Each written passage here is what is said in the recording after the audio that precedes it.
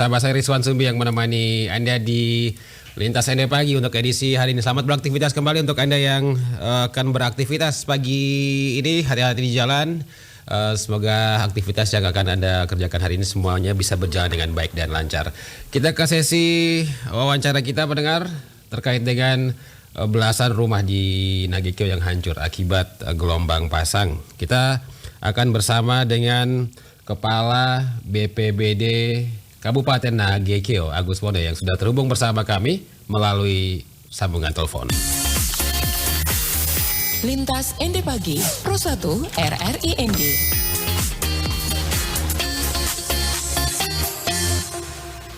Selamat pagi Pak Agus. Halo. Halo Pak Agus.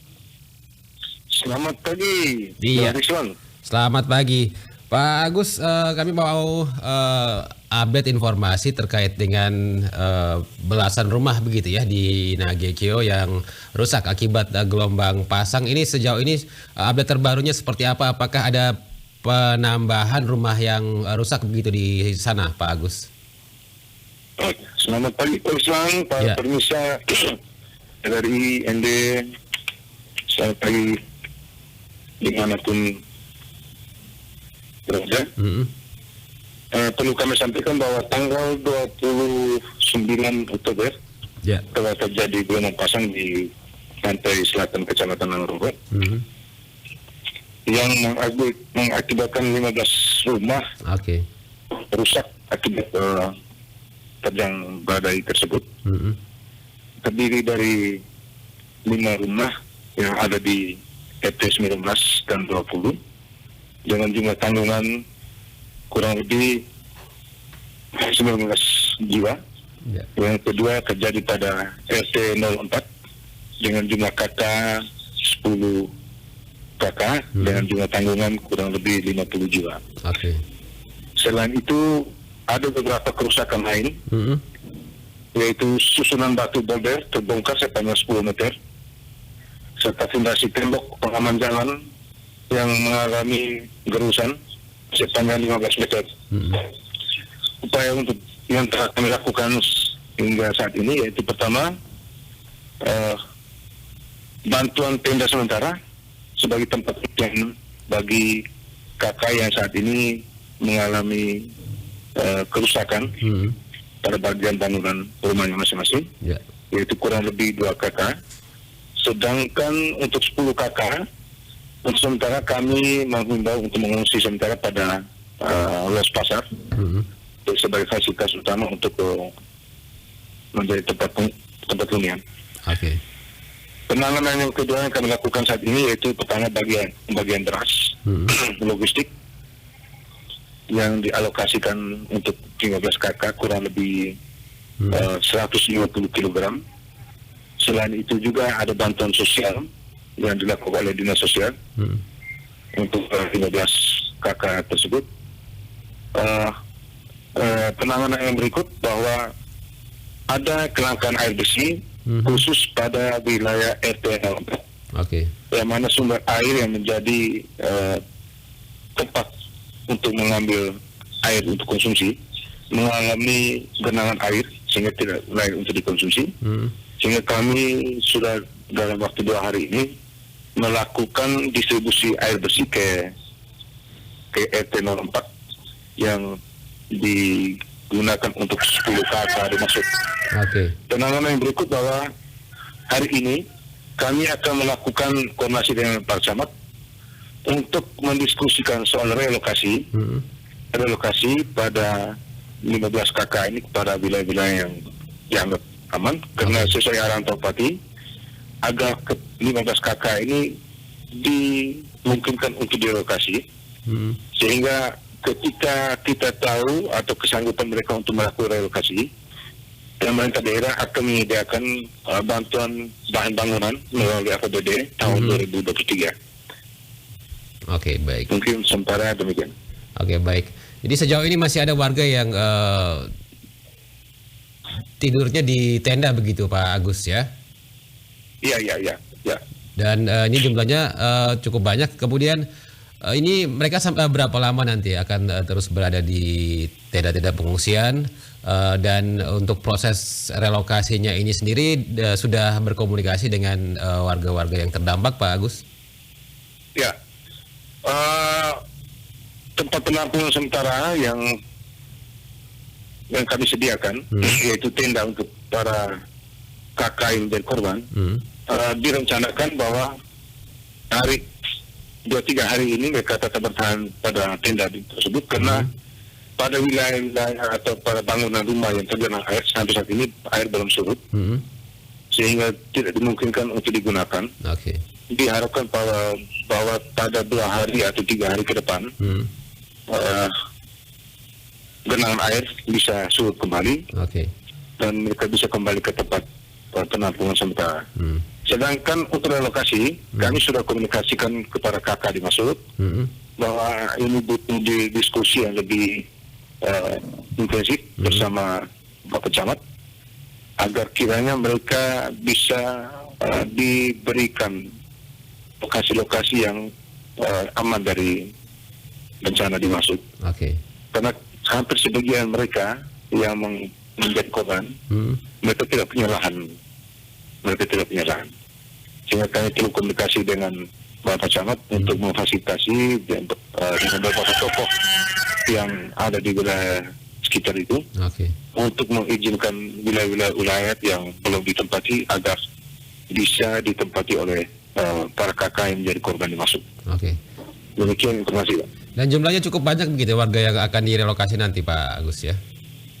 Ya, kurang lebih 15 kakak. 15 kakak. Oke, ini mereka yang semuanya terdampak begitu ya?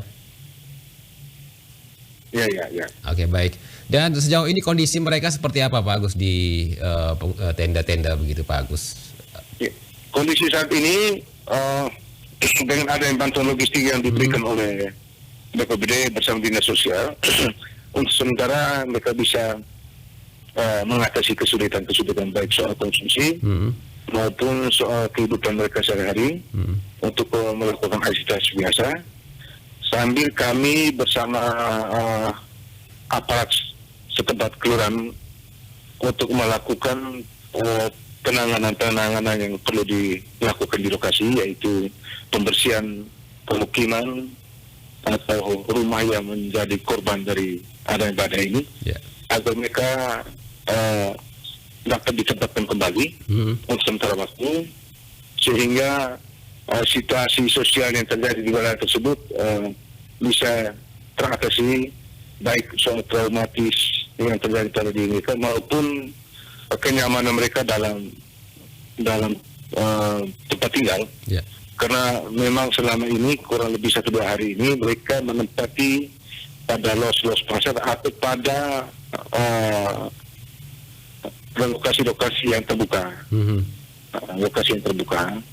sehingga kami dalam waktu dekat untuk melakukan pembersihan sementara pada bagian-bagian rumah yang mengalami badai, yaitu pasir yang menggenangi atau yang ada di pemukiman rumah masing-masing, untuk dibersihkan sementara, sambil kami berkoordinasi dengan Bapak Camat untuk menempati bangunan-bangunan yang ada di sekitar kecamatan yang belum atau tidak dipakai lagi, agar mereka sementara diungsikan pada wilayah atau bangunan tersebut. Baik, Pak Agus, sudah didata berapa jumlah kerugian yang dialami oleh warga yang terdampak akibat gelombang pasang, Pak Agus? Kerugian secara materi cukup banyak, yang ditaksasikan dengan nilai rupiah kurang lebih 5 miliar lebih. 5 atau 6 miliar. 5 sampai 6 miliar ya. Nah, dan ini kedepannya seperti apa untuk warga-warga lain yang mungkin berada di sekitar wilayah situ yang belum terdampak? Apakah ada upaya-upaya pencegahan yang dilakukan oleh BPBD Nagakio agar tidak juga terdampak gelombang pasang begitu, Pak Agus? Dan terakhir juga sekalian disampaikan himbauannya, Pak Agus, silakan. Ya. Pilihan utama dalam kaitan dengan penanganan yang lebih intensif, yang pertama itu relokasi. Itu menjadi pilihan utama yang tidak bisa ditawar-menawar, karena bencana ini tidak direncanakan, dia bisa datang dalam kurun waktu yang tidak bisa kita tentukan. Sehingga pertama kami harus melakukan relokasi sementara bagi warga-warga yang terdampak pada bangunan-bangunan fasilitas kecamatan yang tidak dipakai atau tidak digunakan. Itu pilihan pertama. Yang kedua, kami sudah berkoordinasi dengan Dinas Lingkungan Hidup untuk melakukan penanaman bakau di sekitar pantai, sehingga meminimalisir terjadi kemungkinan adanya gelombang pasang naik dalam kurun waktu 2 atau 3 tahun yang akan datang.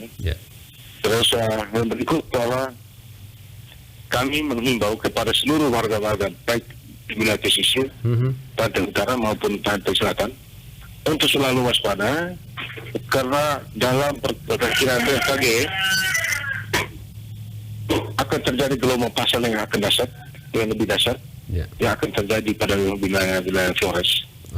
Sehingga sebagai langkah antisipatif perlu dilakukan kewaspadaan dini agar tidak terjadi korban yang lebih banyak dalam menghadapi gelombang-gelombang yang akan kita tidak ketahui terjadi pada waktu-waktu yang akan datang. Apalagi Pak Bupati Nagekio sudah menetapkan bahwa Nagekio ini masuk dalam status siaga darurat bencana begitu ya hingga akhir Desember nanti Pak Agus ya. Jadi kewaspadaan ini memang perlu ditingkatkan begitu Pak Agus ya, baik pemerintah dan juga masyarakat di Kabupaten Nagekio Pak Agus ya. Ya, siap. Kami saat ini sudah menetapkan status siaga darurat. Yang kedua, berkenaan dengan gelombang pasang naik ini, kami sudah menetapkan surat pernyataan bencana oleh Bupati Nagekio yang akan dilaksanakan secara periodik, yaitu langkah-langkah penanganan sementara, yaitu melakukan pembersihan di sekitar lokasi-lokasi yang menjadi korban bencana. Yang kedua, melakukan penyedotan air yang menggenangi perumahan. Yang ketiga, kita akan melakukan perbaikan pada wilayah-wilayah kali yang menjadi sumber utama naiknya gelombang pasang, yaitu air laut yang menyebar pada wilayah pemukiman baik di RT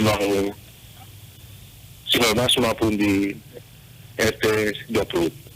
Itu yang akan kami lakukan dalam waktu yang dekat ini. Baik. Pak Agus, terima kasih informasinya untuk RRI ND pagi ini Pak Agus. Semoga semua permasalahan yang terjadi di Nagekio ini semua bisa diselesaikan dengan baik begitu ya, dan kedepannya ini tidak ada lagi kejadian-kejadian serupa yang terjadi. Terima kasih banyak, Tuhan memberkati kita. Selamat pagi, salam sehat. Salam sehat.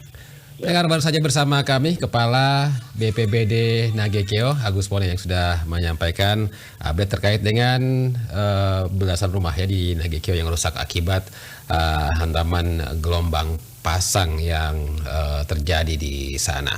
Informasi lainnya